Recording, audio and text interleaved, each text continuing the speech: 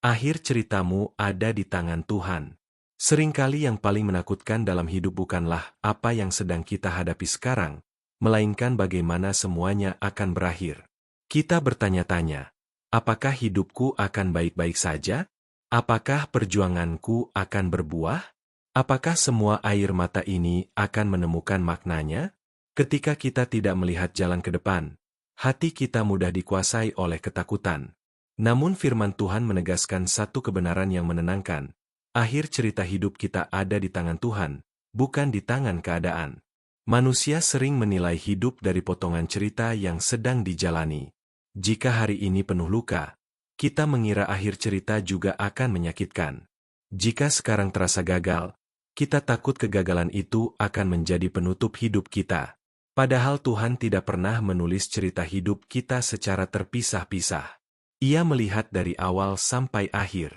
Dalam Yesaya 46 ayat 10 Tuhan berfirman, yang memberitahukan dari mulanya hal yang kemudian, dan dari zaman purbakala apa yang belum terlaksana, yang berkata, keputusanku akan sampai, dan segala kehendakku akan kulaksanakan. Apa yang Tuhan tetapkan tidak akan gagal, sekalipun prosesnya tidak selalu mudah. Firman Tuhan juga mengingatkan bahwa hidup orang percaya berada di dalam rencana ilahi yang penuh makna.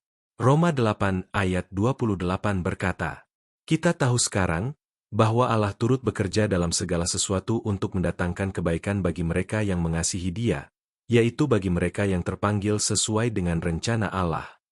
Ayat ini tidak berkata bahwa semua hal itu baik, tetapi Tuhan bekerja di dalam segala hal untuk membawa kita kepada akhir yang baik menurut rencananya. Kisah Yusuf dalam Alkitab mengajarkan hal ini dengan sangat jelas. Dikhianati saudara-saudaranya, dijual sebagai budak, difitnah, dan dipenjara. Jika Yusuf menilai hidupnya di tengah proses, ia bisa saja menyerah. Namun di akhir cerita, Yusuf berkata dalam Kejadian 50 ayat 20, memang kamu telah mereka-rekakan yang jahat terhadap aku, tetapi Allah telah mereka-rekakannya untuk kebaikan. Tuhan tidak membiarkan kejahatan manusia menjadi akhir cerita Yusuf. Tuhan yang menentukan akhirnya. Seringkali kita ingin Tuhan segera memperbaiki keadaan, padahal Tuhan sedang membentuk karakter. Kita ingin cerita cepat selesai, sementara Tuhan ingin cerita itu menghasilkan kedewasaan. Pengkhotbah 3 ayat 11 berkata, ia membuat segala sesuatu indah pada waktunya, bahkan ia memberikan kekekalan dalam hati mereka. Keindahan Tuhan seringkali baru terlihat di akhir, bukan di tengah proses.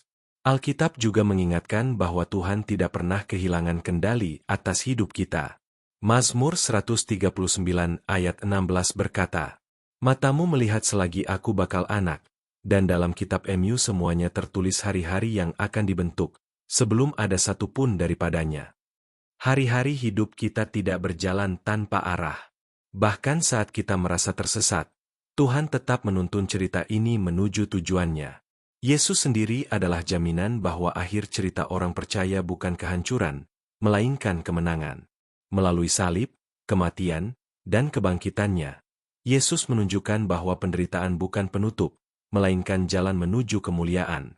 Wahyu 21 ayat 4 berkata, dan ia akan menghapus segala air mata dari mata mereka, dan maut tidak akan ada lagi, tidak akan ada lagi perkabungan, atau ratap tangis, atau duka cita, sebab segala sesuatu yang lama itu telah berlalu. Inilah akhir cerita yang Tuhan siapkan bagi umatnya. Jika hari ini ceritamu masih terasa kacau, jika banyak halaman hidupmu dipenuhi air mata dan pertanyaan, jangan menyerah. Jangan menutup buku sebelum Tuhan selesai menulisnya. Akhir ceritamu ada di tangan Tuhan, dan tangan itu adalah tangan yang penuh kasih, kuasa, dan kesetiaan. Mari berdoa.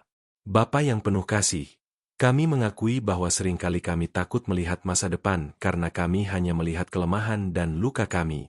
Ajari kami untuk percaya bahwa Engkau memegang seluruh hidup kami, dari awal sampai akhir.